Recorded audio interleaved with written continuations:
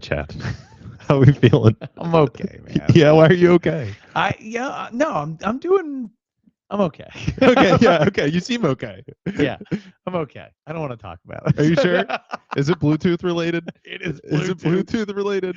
It is Bluetooth and cold and Yeah. travel and just not being in my own bed enough Yeah. but I'm fine. Yeah, you look fine. Yeah. You look fine. I'm not giving off any kind of edginess, right? No, you're fine. Okay, Well, good. what we don't get enough credit for, podcast hosts and all, is like dealing with things like Bluetooth right before and then still showing up all positive, So Be just like, woo! yeah, right. After all this technology, I'm not ready to throw any piece of equipment. Yeah, right now we're fine. Everything's good over here. Yeah. Yep. Well, Although how are you? I'm feeling slightly vindicated because for anybody that listened to the show last time knows that we were debating about whether or not what technology has improved less, conference room technology or Bluetooth, and then we just had a big time Bluetooth debacle, if you guys couldn't tell, and I feel like I might have won. You definitely won. Yeah, good. All right, good. It was a slow burn. It took a month to get confirmation of that, but I'll take it. For today, I am squarely in your Yes, court, good. sir. Thank you very much. Oh man. Well, so Matt and I were talking about we wanted to cover in this show, and we both just came off of a fabulous meeting with a longtime client and who's grown a ton over the past few years and been extremely successful in that growth. And at the same time, some stuff isn't working right. Right. And what it led Matt and I to talking about is when stuff isn't working right, what's the appropriate response? And we won't get into the specific client scenario or how we handled it there or any of those type of things today, but it was definitely the spur, right? Because you watch it's sometimes business isn't going the way it ought to. Sometimes the machine is failing to create the business result, right? Whatever, or different components of the machine need to be addressed. And so, we just wanted to dive right in on that topic. Yeah. And I think the way that you phrased it earlier that I thought was really good was when you're not getting the result. So we talk about these goals and this growth and this plan and all that stuff. But when you're not getting the result, when is it time to blow it up? Yeah. When is it time to change the strategy? When is it time to change the approach? What are the risks of being steady and not changing anything in that moment?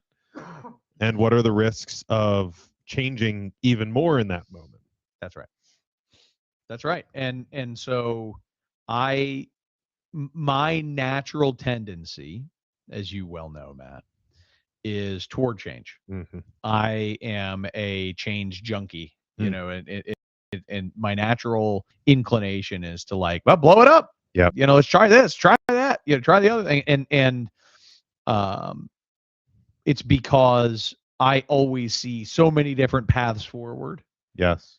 And I think there are one of my gifts, if you will, is the ability to kind of see things and not have fear and say, well, yeah, you might need to give that person a demotion, or you might need to fire that person. You might need to hire an outside person. You might need to, close that office. You might need to open it, whatever those things are.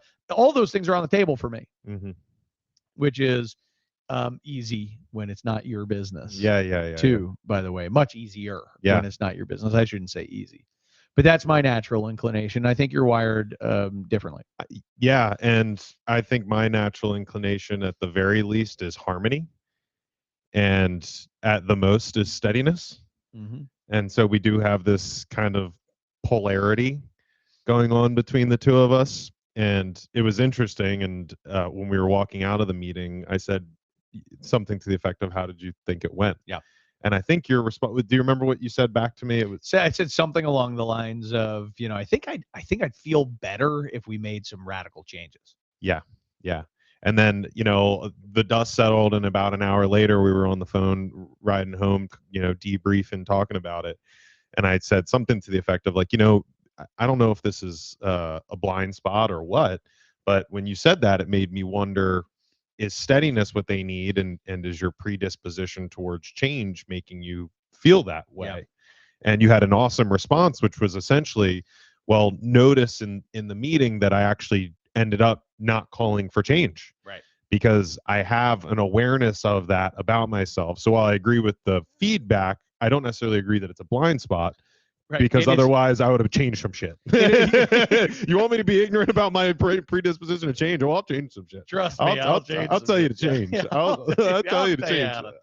But there's a very fair point though that you rose, which is I definitely do have that natural predisposition, and thank goodness I'm aware of it. Right. Because there are lots of situations in which, and this is exactly what we talk about, is like the right outcome was not right drastic change. But it doesn't change the fact that I would feel better right if we agree to some drastic changes, some dramatic, right? Because that would make me go, okay, good. Now we're changing things up. But feeling good about a thing and getting a result are two very different things. Yep. And how many times have you, as a business owner or manager at home, right, as you're driving down the road listening to the podcast, how many times have you felt good about a thing that did not pan out? Right. But probably a fair amount. Right. So just feeling good about it isn't the goal. The goal is to get the result, and having the ability to recognize that, like, as much as I would feel better if we did X, X wouldn't be the right thing to do here. That's really, I think honestly, Matt, that's kind of where I'd like to start in today's conversation, is to say, as a leader, I think it's really valuable to understand your predisposition. If you are someone who is inclined toward drastic change, toward blowing things up and starting fresh and things along those lines, it's so important that you're aware of that. Yes. I've been in environments with leadership that is not aware of that. And the way the organization feels is just completely, I think I would describe it as schizophrenic, that they can't figure out who they are from day to day. They don't know what the flavor of the week is. And those are organizations that are very draining to be a part of. And that they start so many things and don't finish anything, that they eventually truly lack credibility. When they say, we're going to do X, people are like, no, you're not. You're going to say you're going to do X. I'm not going to do anything. Right. I'm going to sit over here and watch you say that you're going to do X this week, while that just does it, it runs its course. Yeah. And then you come into the meeting next week and you say, we're going to do the exact opposite. Yep. Right. That's what happens when you lack awareness that you are someone who likes, change, who's predisposed to, let's do something different than what we're currently doing. Yeah. And on the opposite end, I wonder if you've had any observations of what it looks like when somebody lacks awareness and their predisposition is to stay the course. Yeah, that's a great point. And just before saying that too, one of our senior consultants at Wellbuilt had a really great analogy, I thought, for I think what Chad's describing here. And he talked about employee engagement as almost a foot on the gas pedal. And in those moments where the leader, whoever it is energized and excited about the direction, it feels like the foot's on the gas pedal. People are excited. People are following behind that leader. And as soon as that thing changes and the rug gets pulled out from under you all the time, it feels like you're letting off the gas pedal. And the people are constantly in this state of gas pedal, off gas pedal, gas pedal, off gas pedal. And there's so much waste that goes into that. There's disengagement, there's frustration, there's lost time, lost opportunity. And I just thought that I think that's a powerful thing to consider from the employee's perspective, is, are you keeping a steady foot on the gas to be able to get them to where they want to get to? That's great. And with that in mind, to answer your question about what steadiness looks like, as soon as you said it, and I didn't expect to answer this way, but as soon as you said it, I more thought of what steadiness looks like, and it usually kind of looks like and sounds like this, and yeah, we should get around to changing that. And it's usually lots of things like we do need to be doing that. And then there's nobody that says, but who's going to be the one to do it and when is it going to be done by? And there's kind of a lot of looking around, and then the meeting ends and you go about your business, and the next month you're talking about most of the same things. Yeah. And that's equally disengaging and frustrating. Yeah, for an employee in that environment, people jump ship because they're like, man, we cannot get it together. We deal with the same things over and over Right. again. And I even think that they may attract people who Right. love stagnation. Yeah. They attract people who are similarly Yeah. attuned, and because of that, they do not make progress, and often they regress Right. over time, Right. until somebody gets really fed up and they maybe do blow something up because it absolutely. But you know what, actually, now that I say that out loud, these are organizations, when I think about it, these are organizations where they don't blow stuff up, people quit, and they're like, oh my God, I got to deal with that. Yeah. Like, change is foisted upon them. Yeah. Right. Right. Yeah. And then they'll say things like, it was good that person left. Totally. They're Anytime, like, oh, things are so much better. Yeah. Anytime you hear that, it's like, okay, let's not say that ever again. Let's make a move before we say that again. Let's always have a rule that Yes. when you're thinking this person isn't going to be here, that you proactively deal with that. Yes. Yes. And so along all these lines of thinking, as we consider getting into this question of when you're not getting the result and when is it time to blow it up, I feel that it's maybe worth mentioning too that I think the kind of result that we're talking about right now is one of those. Jeff Bezos, I wonder if you've ever heard this, but Jeff Bezos talks about the two doors, that there's two different doors in decision making. No, I haven't heard it. And he says that there's two-way doors and there's one-way doors.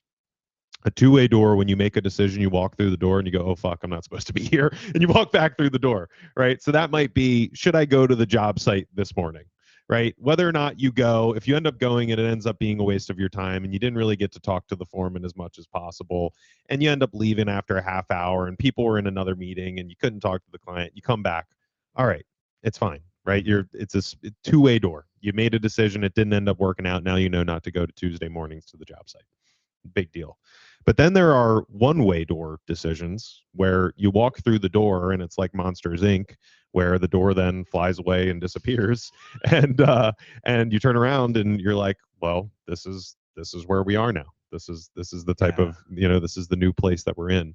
And I think that in the grand scheme of things, we're talking about the one-way door type of decision. We are, but I will. This is maybe, Matt, a part of what I'm talking about is a strength of mine, is that I have a really hard time not seeing two ways on every door. Yeah, I love that. Do you know what I mean? I love that. Yes. I have, and I think maybe the door changes. Yeah, right. But there's you're rarely, I'm sure we could sit here and think of some cases, right, where it truly is a one-way door and like, wow, there ain't no coming back from that, right, type of thing. But I've just seen so many resilient reactions and so many, hey, we can always piece this back together. Mm-hmm. But the reason I'm saying that is to say that I think a lot of people who are predisposed to the status quo see a lot of one-way doors. Yeah. And people who are predisposed to blowing things up see a lot of two-way doors. Wow, what a great point. But I love that analogy. Yes. As a useful way of thinking about it, and the truth is probably somewhere in the middle. Right. Where a lot of the things that I see as two-way doors are, well, I guess you could call that a door. It may be a door and then like a doggy door or like a window, right? Or maybe you can only press the button one time for it to come back, right. But you better not waste that push in day 6 if. That's exactly right. Yeah. And so I'm wrong a fair amount of the time when I see a two-way door, But I also am certain that a lot of people who only see one-way doors are missing that this is totally a two-way door. Don't worry about it, man. Like you can do all kinds of things. People will overcomplicate a two-way door to turn it into a one-way door. Well, how's this going to work? And how's that going to work? And how's that going to work? How's that going to work? Just walk through it. That's right. Figure it. It's a lot of it's going to get figured out. That's exactly right. But it can agreed the messiness factor is can be worse and worse when it comes to putting it back together. I can think of a scenario in particular where there was a long time ago I worked with a company where there was this fantastic guy who was promoted to being a regional, it was called a branch manager, and he got a big raise, and he had just done all the right things in their business to earn that spot. And so it really seemed like the right move. And there was no question that this guy was the right fit in their organization. Like he was proven, he was cut from this cloth. Okay. The branch manager role was a really bad fit for this person for a host of reasons, personal style, skills, belief systems, and personal life. There were just a lot of reasons that this was not working. So he was the obvious pick, but it was a bad fit. He seemed like the obvious Got pick. it. Yeah. Right? Got it. And it's what he wanted. Got it. It's what he said he wanted. Yep. And he was miserable, and the company wasn't getting the results, and everything was really bad. And this is one of those scenarios where, well, how do you take the money back? Right. How do you demote? Right. How do you move somebody back down, in the organization, things like that. So they underwent many gyrations, and it ultimately did work out where this person was able to gravitate to a different role in the organization and have a successful final 10 years of his career in this different role. But I would say there was a better than 50% chance at a certain point in this process that he would quit or be fired because nobody could see a path forward to keep this person's income. And it's hard to change certain things. Like It's hard to put that genie back in the bottle. It's so funny how when salary increases, the way that satisfaction from ownership or executive leadership changes. Not that it shouldn't. It's just sometimes I'll be like, I don't feel like that person's doing that badly, and then they'll be like, well, we pay them this. Yeah. Now I understand why you're so frustrated. Yeah, that's exactly right. Yes. And it's all a trade, right? It's all ROI. Right. That's the whole world. Yeah. So when the situation will be very messy to go back through that door, it is, I think, very important to make those decisions to change very carefully. And I also think that if you are so careful about making those decisions, you're costing yourself. There's definitely a point of diminishing return where there's a window of time and energy and caution that is a very wise investment. Remind me of that later, by the way, because I could use that reminder. Yeah, you got it. And there is absolutely a point at which you know enough. Yeah. And you could continue to hem and haw over this, but you're not getting a better decision out of this. Yeah. Yeah. No, it makes total sense. And in fact, the risk of not changing far outstrips the risk of that change. Yes. Yeah. Yeah. And I respect the people whose threshold for crossing that line is closer than where mine is, that are able to say that. Or vice versa. Yeah. And it's time to, and it's interesting how those things, play hand in hand together. I always admire the analytical, cautious evaluators, because I am such a gut. Give me a handful of facts and my feelings, and I know what we need to do. Yeah. And there's a place for both. Yeah. So what are some scenarios, Matt, that when you think about, should we blow this up or should we hang in there? What are some scenarios that you would maybe pose, and then we can like talk through them? Yeah. You know what I mean? Yeah, totally. I think the first one that immediately jumps to mind is when there is lack of buy-in uh, throughout the team. And depending on what level of decision you're making, depends on what level of team, but I'm especially thinking of like a leadership team or an executive team that aren't bought in around going towards this future that we've set out for ourselves. And I think one of the really important things to do first there, like, despite the fact that I'm saying that if everybody is looking around and saying, this fucking sucks, this sucks, we can't do this is a problem, the first reaction, I actually think, if that's starting to crop up, is actually not to then go blow it up, even though I'm saying, that's one of the leading indicators. Right. The first reaction is to get all of that on the table. And I actually had a really interesting experience that I'll share pretty thoroughly, just quickly but thoroughly here with people in case you go through the same thing. I remember reading books like Emotional Intelligence by Daniel Goleman, and some other similar ones, maybe even Radical Candor by Kim Scott goes into this. But they talk about when another employee leaves, or somebody's boss or somebody important in the company, they leave, that giving your employees that stayed an opportunity to mourn that person leaving, it's a very beneficial thing to do, so that they can express those feelings. They're not just holding them in, getting frustrated, getting upset. Yeah. And I had read this, and then 3 months ago I was presented with this situation where we had this group of people, this team that had their boss leave and was totally upset, and we had some time on the calendar for us to get together and talk in person about it. And it's not the first time that one of their leaders has left and they're feeling upset. And I went in and I said, I've read this thing that we're supposed to create space to, mourn this kind of thing. Let's give it a shot and see what happens. And man, we just talked. We talked about what was bad, what's frustrating, what's scary about it, why it feels so why it feels so upsetting in general. And after all of that got out on the table, a simple question, but so what's good? Remind me what's good that's happening right now. And man, the way that every single person in the room changed to, well, this is working really good. This is working really good. This is really positive. Actually, this is going really well. And actually, I know I said that thing 5 minutes ago, but I actually don't feel that as much. Actually, when I really think about it, I know that things are okay there too. And it was very, very powerful. And we acted immediately on that. And we said, what do we need to, we're feeling motivated. What do we need to do as a group to carry this motivation forward? And we actually did something that's now turning into, I think, a very positive thing that I'm very hopeful will continue to be. You probably know what I'm talking about. I do. Yeah.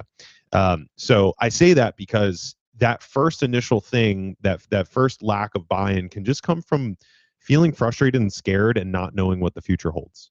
And sometimes the thing that's necessary there is some leadership to say, hey, I get it. Let's talk about all of those things and test whether that lack of buy-in is able to be overcome. I love it. Yeah, I love it. So we can think of just countless scenarios related to that, but hey, we're going to go after this new market, or hey, we're going to stop doing this type of work. Yes. Or we are going to change our organizational structure, or we are going to implement a new compensation model. Yes. And all of these are great examples of changes that are likely to scare your team. Yes. When you're trying to decide, so in this case, we're saying, hey, we already made a move. we implemented something, or something has happened. And we're going to have to figure this change out. Should we stay the course? Should we blow that up? Type of thing after let's pretend we said, hey, we're going to stop doing any interiors work. Right. We're done. We're not doing any more interiors work. And our phones are ringing and people are saying, like, we want you to bid such and such. And we're like, oh my God, I got to tell these people no. Yeah. And your people hate it and they're freaking out and, all those types of things. What you're saying is solicit their feelings. Yes. Get them to talk through that. Yes. Don't shut them down. Yes. God, that's hard for me. Yeah. That's really hard for me as again, and I'll just be kind of the resident dick. But my natural reaction is sort of like, yeah, but you're not in charge, so hang in there. Yeah. Like, but I love and I totally agree with what you're saying, that if people get an opportunity to give voice to their feelings and they genuinely feel heard, that also buys you space. Yeah. To get people to engage the other part of the other side of the coin. Yeah. Which is what could be good about this. Right. Can you go with me on that for a bit? And what could be good about this? At the end of the day, a leader in this situation must not be self-centered or what's their ego. They need to get their ego out of the equation. Yeah. Yeah. And really think about what is right, and simultaneously have enough courage to trust the judgment that led them there. Yeah. And the answer is going to be, sort of somewhere in between. It's not I know this isn't working and we're running out of business and everything's falling apart, but stay the course because I said so. And right. But it's also not, gosh, you guys are right. This is hard. You know what? Let's just bail off of it. It was a ill-conceived idea. It's so interesting as you're talking. It's that position from the leader, and I think that there is such a importance of the historical decisions. What the probably the best way to put it is what the status quo has been. Yeah. And if the status quo has been steadiness and this team is coming to you with frustration, then they probably need a jolt in the arm to help them create some change and make that new plan to go through that different door. If the status quo has been fast-paced change, chaos over and over again, then they may need to just take a bad breath, slow down for a second, and get a chance to catch up with where they've with all the change that they've been dealing with. Yeah, I definitely have worked with clients over the years where my pace is too fast. So how do you check that? What do you like? I often don't. Yeah. Well, so everything boils down to results. And I've found that when the financial results are all humming, that there is a correlation, man. Like it's we could have a chicken or egg conversation, but people are happy and things are when the financial results are pouring in, people are happy. When the financial results aren't pouring in, morale tends to be down. And again, chicken or egg. Did the morale get drawn down and that's why we're not succeeding, or did the results sag and everybody's sad as a result? I think it can go both ways. Yeah. I think but at any rate, how do you check it is the pace of change, the pace of change. Your results and morale are your KPIs. Oh, I love that. And when now anybody who knows, a lot of people know this story. If I don't know that I ever told this story on this podcast, so I will. This is one of my favorites. So years ago, I was, many years ago, 18 years ago or something like that, 17 years ago, I was trying to build my book of business as a trainer and consultant. And I was having lots of calls with potential customers that I was cold calling. Yes. I was grinding it out. Yeah. And I was really struggling to get meetings. And when I got a meeting, I was struggling to get a sale. And I remember I had a conversation with a friend of mine who had been there and proven it, and was a really sound advisor in this case. And he said, what are you doing when they say X? And I told him, and he was like, whoa, and it was definitely weak, and he was like, well, what do you feel like you should say? And I was like, and I had this, like this great move. And he was like, why don't you say that? And I'm like, because I don't want to piss anybody off. And he goes, and I specifically, I said, I don't want to cross the line. Wow. And he said, how many times have you crossed the line? And I was like, what do you mean? And he goes, how many times have you objectively crossed the line? Like you upset somebody and they were like, get away and hang up on you. And I was like, well, that's never happened. He goes, oh, well, do me a favor, find the fucking line and get back to me. Yeah. What great advice. Right. And so bringing it back to the question is, I'm the same with rapidity of change. I want to find the line. I don't, and you can start to see the stress. Man. You can start to see the stress. You can see the stressor. Like, okay, there's the line. Yeah. And then walk back from that line. But don't be afraid to push toward. I mean, look, again, this is not an episode on like, why you should change rapidly. It's really an episode about what is the right pace of change and how to handle decisions, key decisions about making a change. So I'm not just, obviously we have already shared my predisposition is toward rapid change. But if you recognize you need a little bit more of that in your life, what I would encourage you is to find the line, is to say, I know I do need to make a change. We've had people complaining about the way they've been getting paid for years, or we've had somebody in this department saying that we ought to open up a new office and such for years, or, and I just haven't done it. And I've got all these, one-way door stories in my mind keeping me from having the courage to do it. The feedback that I would have for those people is, go find the line. Figure out how much change is too much change, and then walk back from that line, because there is an amount of change. I mean, if you're not changing, you will absolutely fall behind. So, you do have to embrace change, and you have to find that balance in your world. But until you've broken some things, you really don't know how far you can go. It's awesome. And people, for the record, they don't hire well-built consulting to stay the same.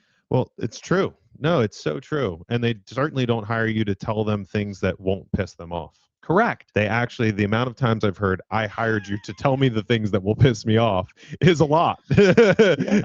Yeah. No, that's fantastic. And again, it's funny having this conversation about steadiness versus rapidity and all that, which I'm going to start saying rapidity all the time, by the way. I don't think I've ever said rapidity, but you said that and I was like, oh my gosh, rapidity. It's a great word. It's a great word. I don't even remember what I was saying anymore. Oh yeah. So the steadiness versus rapidity thing is, there is a really interesting dynamic that you and I have, that just, I lean more harmony steadiness, you lean more rapid change. And when I consider pushing towards the line, I'm having this thought and realization that I am so focused on the okayness of people before I even think we're getting to the line. Like, I'm so worried about getting to the line before we get there. And I think what you're saying is that, like, let's find the line and then I'll worry. Like, well, then we'll talk about it, and that's okay. But doesn't that sound on brand for well, me? It does. And it's, we've said this before, and it's not just our job. I think our job gives us a unique ability to view things from the outside and help construction companies see the real changes and things that they need to do in order to be a better business. And with that outside view, we get the benefit of seeing when they are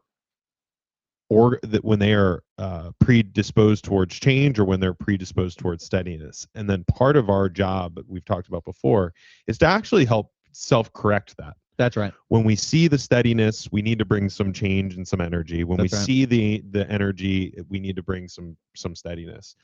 And I say that about us, but I do share that because any single person that is listening to this call, and I don't necessarily think you have to be a leader, but I do think, especially for the presidents and CEOs and department managers and all that are listening to this, that is part of your job in all of this too, is recognizing which way your team is leaning right now and giving them a dose of the opposite, which at different times in your strategic business plan is going to be different things. Yep.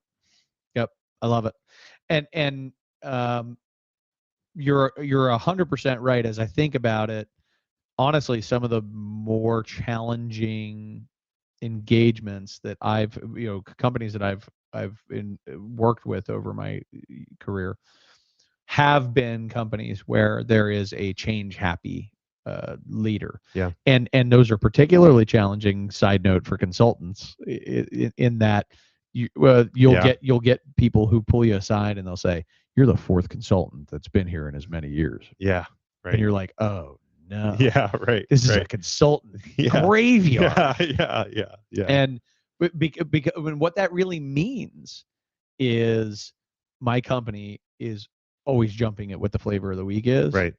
And that is a recipe for disasters we've already covered. So there are situations very much where what they really need us to come in and do is to limit the number of things they're looking to change, prioritize those things, slow and steady, fully execute. And this is one of the so in our world, I'll do a little bit of backstage for the audience. Like in our world, we have this role. It's more of it's a role in our business. It's not a title per se. It's not a job title, but it's a role that we call a progress manager. And the bottom line is, this is the person that is, keeping the steady focus on the list of things the client is working to improve in their business and ensuring progress, consistent progress. And I have found that role doesn't suit me particularly well because when I'm not seeing the result, I naturally want to blow it up and do something different. And it's a part of, you talk about our dichotomy, but it's a part of the reason that we work really well together. And there are other folks on the team that are similar to you and similar to me. It's nice to build teams with a good, healthy, sort of juxtaposition there. And when I'm in there and I want to blow things up, I have to fight that instinct. Yeah. Because so often, Matt, all they really need to do is put their head down, do what they said they were going to do, stick with it for weeks and months. And notice I leave years out. Like, I'm not doing years. Yeah. After a couple months. After a couple months, 2 months. Yeah. But no, in all sincerity, stick with it for as long as it actually takes. Yep. But what do I need to, if I'm going to stay the course, what do I need to do to feel comfortable, confident that I don't need to blow things up? Right. We've talked about this before. What are those things? Well, I think results and morale, to me, become the easy thesis of this whole conversation. If you're getting results and morale is positive, then it's pretty much no-brainer. But what if I'm not getting the result yet, Matt? Well, and that is the really challenging part. If you're not getting and it's so circumstantial, but looking at the team that you're talking to, if you're still not getting the results, but morale is positive, there's probably like a wake the fuck up conversation that needs to happen. Like, is there a lack of understanding that we're not doing what needs to be going on and we're just going on happily? And I think one of the most powerful things I've found in these types of conversations that I like, if you go and do this tomorrow, I promise you that it will start to pay dividends for you because clients love it. It's just the difference between but and, where, hey, I'm happy everybody, we're glad everybody is happy, but we need to execute and we need to start doing this. That's fine. That's one thing. When you say but, it detracts from the first thing that you said. It definitely does. It's like, hey, I'm glad you're happy, but you need to work a lot harder. Basically what I said is, I don't really care if you're happy, get the result. But there is, and I'll use but this time, and I'm sensitive to it now, but when you say to somebody, I am glad that you are happy, and all of you, our team needs to be very clear that the results that we are creating right now are not satisfactory. Well, that is it's almost the same exact words, except for the use of and instead of but. And it is such a powerful way to help people realize that both things can be true. Yeah, that's right.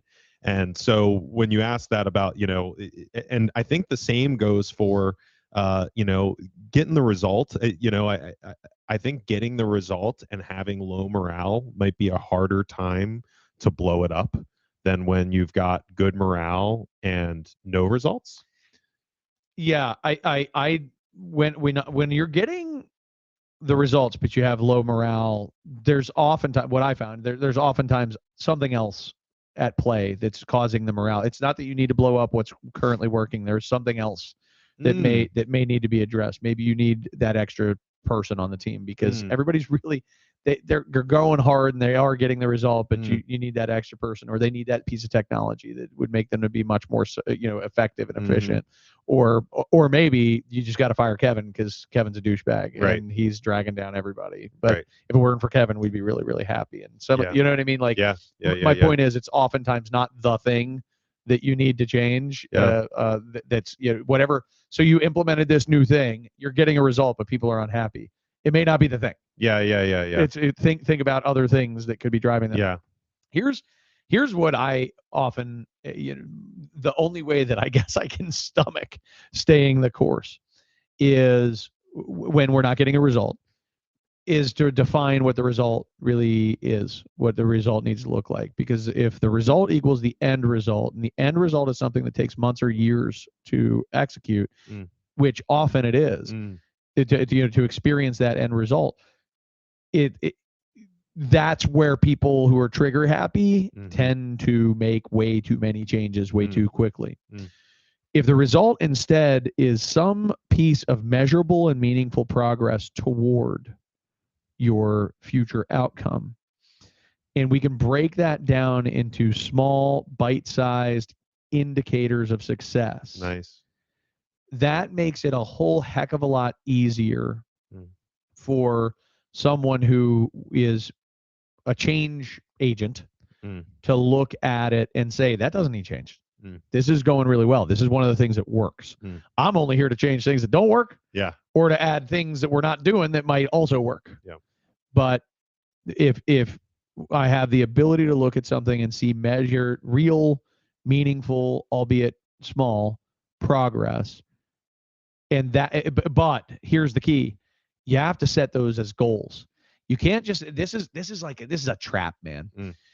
No goal for short-term, small, incremental progress equates to feelings. Are we making progress? We're making progress. I mean, I guess he's doing a good job here and he's doing a good job there. People say good things about him over here, and so yeah, there's some progress. So we're left with feelings, and feelings are variable. Yes. I can have a bad day with somebody, right? Yes. And be like, my feeling is they suck. Yeah, right. So it's important that we're specific, and that we have stuff that can be measured. Yes. And that instead of relying on that gut check, like, is that person good or not? Or is this idea good or not? Or is this tech working or not? Or whatever change it was that you were trying to implement.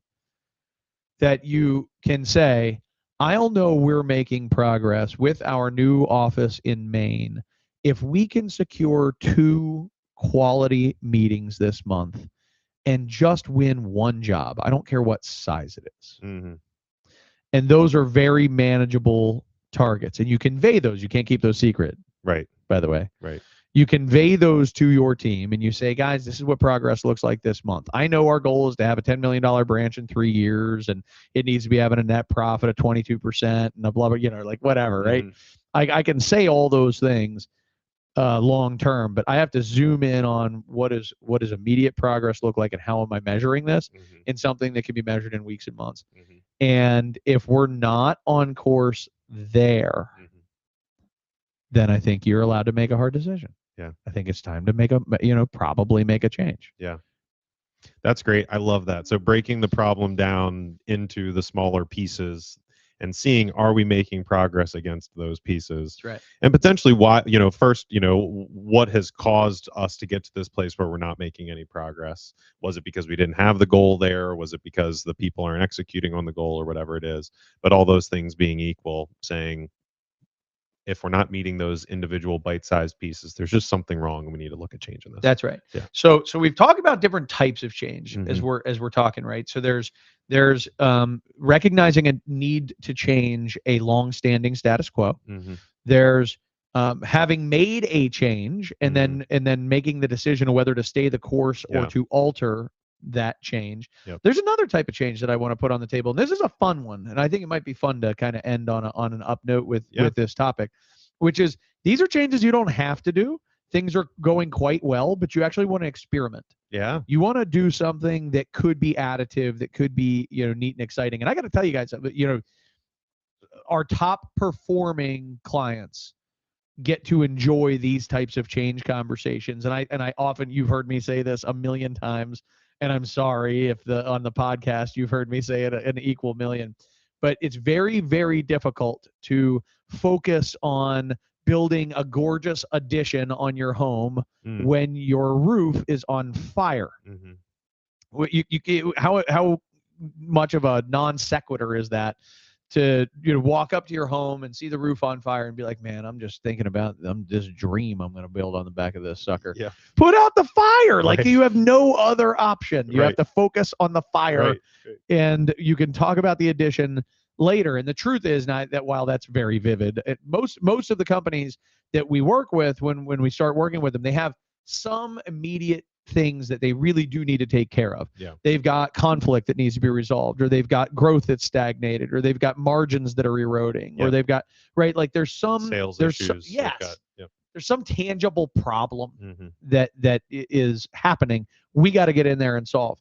But there's another part of what we get to do with these companies, which is to not talk about the problems, but to talk about the opportunities and talk about what else we can run down. And I guess any thoughts on when it's appropriate to place a bet on something that doesn't need to change, something that's not a problem, but creating change where change didn't need to happen, where you weren't using change as a solution, but you were using change as an opportunity. Do you have any feelings on that from your natural predisposition to steadiness on like when to say, hey guys, wouldn't it be neat if we open a new office and blah, blah, blah? Or hey guys, wouldn't it be neat if we, got into this new trade? It's awesome. So 3 things immediately come to mind. Spark, capacity, and clear expectations are when you want to do that, which to me, spark is chasing the thing. It's one of our core values at Wellbuilt, chasing the things that are exciting and important to you. That's right. If one of the people on your executive team or your leadership team or an up and comer has spark about this initiative or idea, man, that's a great time to start looking at it right away. Right. That if you've got that, then lean into it. Amen. Somebody has got to care enough about this thing to think about it at night. Yes. Right. Yep. Yes, that's great. And then 2 immediately comes to mind, capacity. Can that person physically, mentally, emotionally, spiritually do this thing, or that group of people chase this exciting thing down? And capacity is a varying scale. Everybody's capacity and whether they can work. You taught me this, and I love it. Some people can work 40 hours. Some people can work 50. Some people can work 70, and it's natural to them. And 70 doesn't burn them out. Where some people that would totally take them, to just out of any livable condition. So capacity is the second thing, and then 3 being clear expectations ties exactly into capacity. Where just because you have capacity, and I've made this mistake in my own career, is the expectation clear? That I always like thinking about it this way: if your job is a bucket, and your roles and responsibilities are water that get poured into your bucket. Okay. Your bucket's only so big. It's you can't get any bigger. Your capacity is your bucket. That's what you got. And your role is the water getting poured in and poured in and poured in. The water that needs to go in your bucket first, and this is the clear expectations part, is your job. You need to go get your job done. You need to deliver the projects that you're running, or you need to get the bidding goals done that you've got on your plate, or you need to train the superintendents that you're training, whatever it is. And then the initiative, spark, excitement is the extra water that fills up a little bit of your bucket and then actually ends up overflowing your bucket to some capacity. But your job has to get done first, and it can't be the other way around, because filling your bucket with the thing that you're excited about and creating capacity for it, and then your real job falling off the rails is not, it's never a good excuse to say, but I was working on this new thing. Yeah. That's never the right excuse. And I just think that most of the time that you just, the reason why it's clear expectations, you just have to have that conversation with the person to say, I'm glad you're excited. I'm glad you feel the capacity to do it. But my goodness, don't forget that your number one responsibility is X. Y comes after. So that's an awesome answer. I love that. I love all those three categories. So in the book, in Well Built, the final chapter is called Topping Out. Yes. And topping out is about just this type of change. It is about the type of change that you're undergoing, not to solve a problem, but to extend your advantage in some meaningful way. Growth, expansion, advancement in some meaningful way that doesn't have to happen, but that, what's interesting is, again, top performing companies, they feel like it has to happen. Yes. It feels like it's Yes. it feels like it's required. It feels like it's oxygen. Yes. To top performing companies. And I think it's wise for us to remind to really check ourselves on what must happen and what doesn't have to happen. I think that's always wise, because, and again, I get this feedback, man, and I wish I didn't. It hurts sometimes when I get it, but like, I get this feedback. Hey man, you're going too fast. You're going too fast for us. We don't need it. And I'm like, no, but you're killing it. And think about all the great things we can do. And the answer is like, yeah, but we don't need to feel any stress. We could feel very level and do this at about half pace. And sometimes I look at it and I'm like, you're right. It's not oxygen. Okay, fine. We could, it's a nice to have. It's not a requisite. And while that is also true, I think it is, frankly, a piece of top performing companies is they're always asking themselves, wow, how can I do this different and better? And Right. not because I have a problem, but because there's an opportunity to grow that. And so in topping out, one of the things that I talk about in the book, in that section of the book, one of the things I talk about is, you do not get to do this if you actually have other problems that really need to be addressed. And this is the thing you get to do if you've earned it. But if you have to really be honest with yourself about whether you've earned it. And I think it goes really nicely with your capacity comment. Yes. And clear expectations comment. A piece of it, because by the way, so when you're like, oh man, I'll tell you what we need to do. We need to get into exterior cladding. That's what we need to do. That'll be a game changer, and we can package all that up. And we're gonna go to market as this turnkey envelope contractor. Oh man, this is gonna be amazing, right? You're gonna need to come off your wallet. That's gonna be expensive. Do you have that money? Are you okay not making money for a couple of years while you stand that up? Is it that important? Right. Right. Just how much do you want this thing? Because there are lots of things that sound like really good ideas, and there is nothing freaking worse than sunk costs and walking away. And there are a lot of graveyards full of half-assed, half-cooked projects where hundreds of thousands and millions of dollars are just lying around in that graveyard, where people weren't really all the way committed. They didn't have the spark. They didn't have the capacity, right? And they didn't have clear expectations. And what I tie in with clear expectations is a willingness to invest. Nice. It's it's not cheap to pursue excellence. Yes. That's great. So, wow. Anyway, I love the conversation. That was a lot of fun. No, I'm so glad that we took the opportunity to talk about this and just kind of jumped right on it as it was on our minds. Me today. too. Yeah. Thanks for being game for running this thing through too. That was cool. Yeah, and thanks for being who you are. I told you this in the car too, but for anybody out there that tends towards steadiness, please go find a good mentor, coach, manager, whatever, that can help you push outside of that zone. Because man, I've just noticed that my best mentors in my life, you included, have been people that have said, it's okay. Go for it. Given me permission to chase something a little bit more aggressive than I would normally do. And with that vote of confidence, I've done that thing that I was like feeling was right. And maybe the same goes for if you're somebody who moves fast and quick, is talk to somebody that, potentially can help you balance in that other way. And two open-minded people talking about ways that they can get better is a really powerful thing. Yeah, agreed. For those of you line finders out there, take it from me, for sure, you've got to have the awareness that you will find and cross the line. And if you don't have the awareness that you've crossed the line, you'll end up paying the consequences for that. That gets pricey in terms of lost credibility and lost money and so on and so on. So yes, you need I like it. You need a balance, but it all starts with looking at yourself. Yes. And recognizing where you tend toward. Yes. Yes. Good stuff. Hey, what are you reading? Do you know? Oh, what am I reading right now? I just finished. I think I brought this up last time, but I could actually talk about it now. I just finished The Goal: A Process of Ongoing Improvement.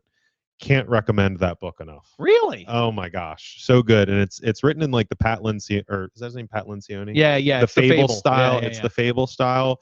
And there were parts of it where I was kind of like, okay, kind of like skipping through some of the Fable. There's like him talking about his relationship with his wife. I'm like, okay, this is a fictitious person. Yawn. Yeah, I don't care. Yeah, like kind of like but such a good book. Taught, especially if you're in like the like some of the more manufacturing focused parts of the industry, like a steel fabricator, for example, miscellaneous steel or structural steel. There's so much good that you can get out of the book in terms of just how to find bottlenecks and address them. Awesome. Just really good. Well, steel's cool because it's construction, but it's manufacturing. Right. Yes. It's I mean, we could have a whole, and we should probably actually have a whole episode on embracing manufacturing mindsets in construction. That would be really there are fun. certain trades like drywall where it's like that's not manufacturing. What can we prefab? You know what? You might be amazed at what people are doing out there. Right. And worth a discussion. But yeah, that's awesome. I'm reading. I couldn't tell you the author. The name of the book is called The Crusades. Okay. You know how I roll with history. Yes. Yes. And I'm all the way deep. I was like, I don't know shit about the Crusades.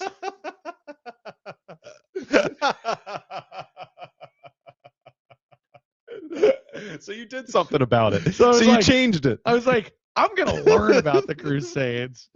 And I don't even know who it's by. I just was like, oh, it's called The Crusades. Perfect. I'm in. Bought.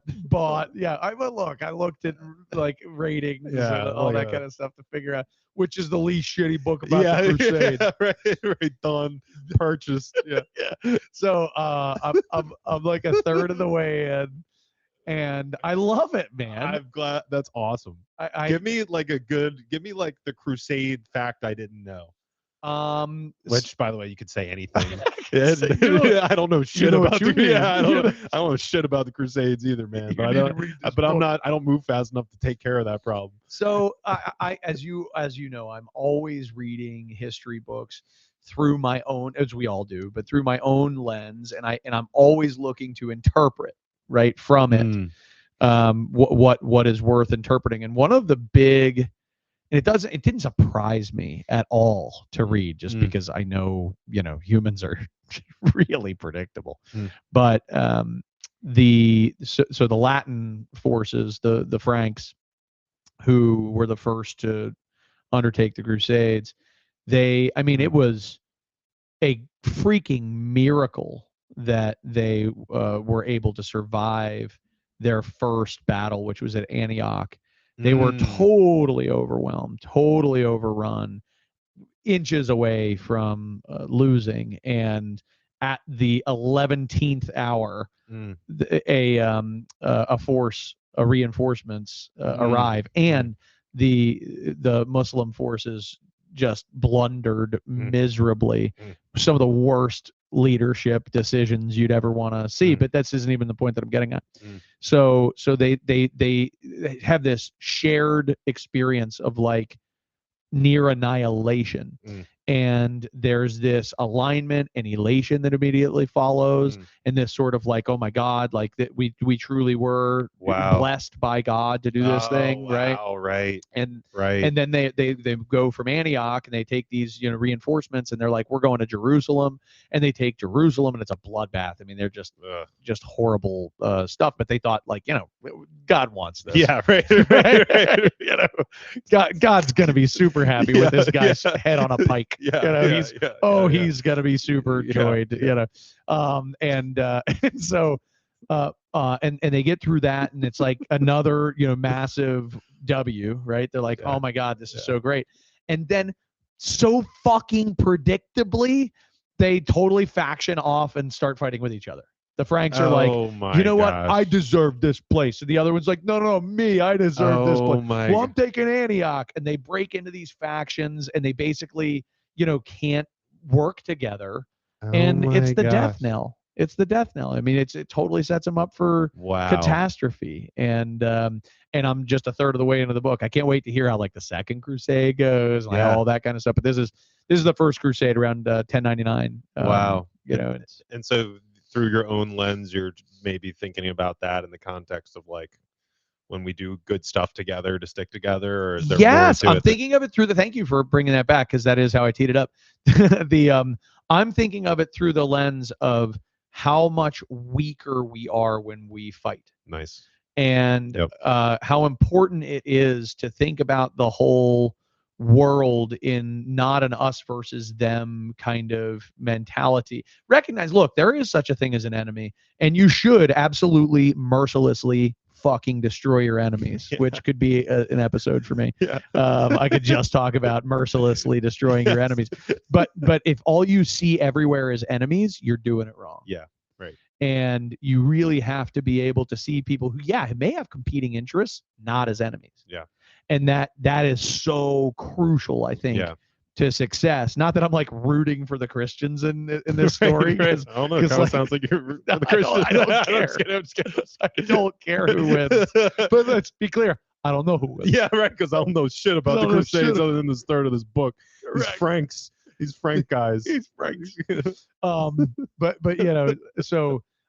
yeah, I think there's just such a message in there about cooperation and what happens when we fail to cooperate, and what happens when we see enemies where we should be seeing allies, and where we should be accommodating people's individual interests rather than competing. And finding ways to accommodate and create win-wins. And I'm looking at him like, you guys had it. Like, it was crazy. You had the whole thing. And I know it doesn't end this way because the book's not over. But that's what I'm reading. That's awesome. The Crusades, but I don't know. Right. By Tony from Queens. Okay. That's a weird guy to write the Crusades book, but hey, it was the one with the least shitty reviews on Amazon. So now it's at your house. All right. You're a pain in the ass. You guys, no problem about that. I love you too. If you guys are still listening, thanks. Have a great day. Bye, Appreciate guys. you tuning in. See ya.